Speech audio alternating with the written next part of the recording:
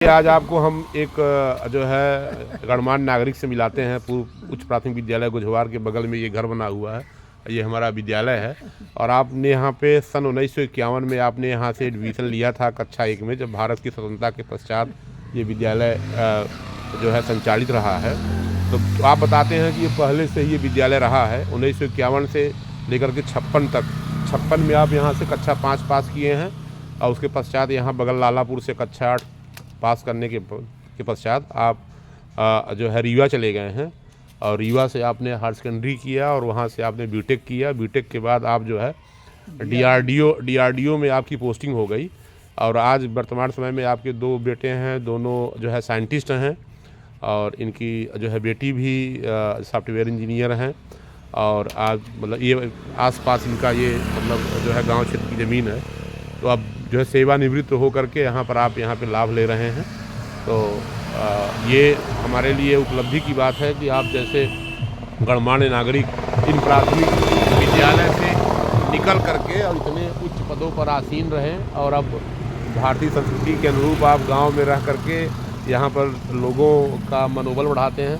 आज मैं जो है सुबह मॉर्निंग असेंबली के बाद भ्रमण के दौरान जो है विद्यालय के बगल में आपसे मेरी मुलाकात हुई और आप जो है कुंवर सिंह परिहार जी हैं।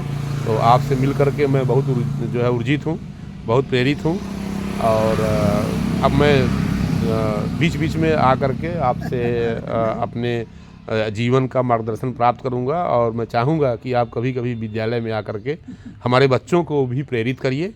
और आप लोग जो है आप से मुखातिब हो करके जो अन्य शिक्षक भी जो प्रेरणा लें कि गांव के जो हमारे पुराने लोग थे वो शिक्षा के क्षेत्र में उच्च शिक्षा हासिल करके उच्च पदों पर आसीन रहे और आज भारतीय संस्कृति के अनुरूप समाज परिवार को योगदान भी दे रहे हैं।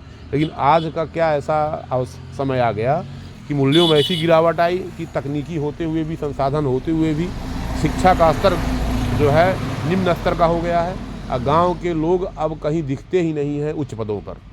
तो ये जो है सोचने की बात है, मंथन करने की बात है। तो मैं आइए थोड़ी सी आप से बात कराता हूँ। हाँ दादाजी, आपका नाम क्या है? कुंवर सिंह परिहार। अच्छा, आप यहाँ इस विद्यालय में किस सन में पढ़े हैं?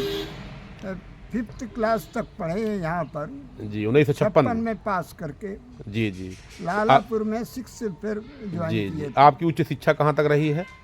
बीटेक किया था Rewa engineering college, government engineering college Rewa. तो किस पद पर आप जो है रिटायर हुए? साइंटिस्ट ई डीआरडीओ में, जो कि स्केल है 1,23,100 स्केल में है। तो आपके बच्चे इस समय किस पद पर हैं? हमारे एक बेटा तो खैर वो क्लास 1 में सीनियर में है जी जी, जो न्यू स्केल में है वो सीनियर में है। और एक बेटा हमारा जो है वो साइंटिस्ट है जी जी, आगे है हमारे से जी जी, हाँ जी और वो पीएचडी भी है जी। तो अच्छा उसका स्कोप आगे सर्विस भी है उसकी। बहुत बहुत धन्यवाद सर। तो हम लोगों के लिए इस विद्यालय के लिए क्या संदेश देना चाहेंगे आप? मेहनत से सब कुछ प्राप्त होता है जी। और भाग्य से। भाग्य हम तो देखते हैं, हम यहाँ गांव में दौड़ दौड़ के पाही से गुलहिया से स्कूल आते, एक साल आए हैं हम यहाँ पढ़ने। माँ हमारी वहाँ रहती थी तो यहाँ आते थे और शाम को जाते थे, पहुँचते थे वहाँ पैदल के बाद। तो बहुत बहुत धन्यवाद सर। और हम कभी चाहेंगे कि आप विद्यालय में कभी आए बच्चों के सामने। असल में बच्चे इधर उधर खेलते सब रहते हैं, पढ़ते बिल्कुल नहीं। हम लोग बहुत समय देते थे पढ़ाई में। जी जी, जी, जी।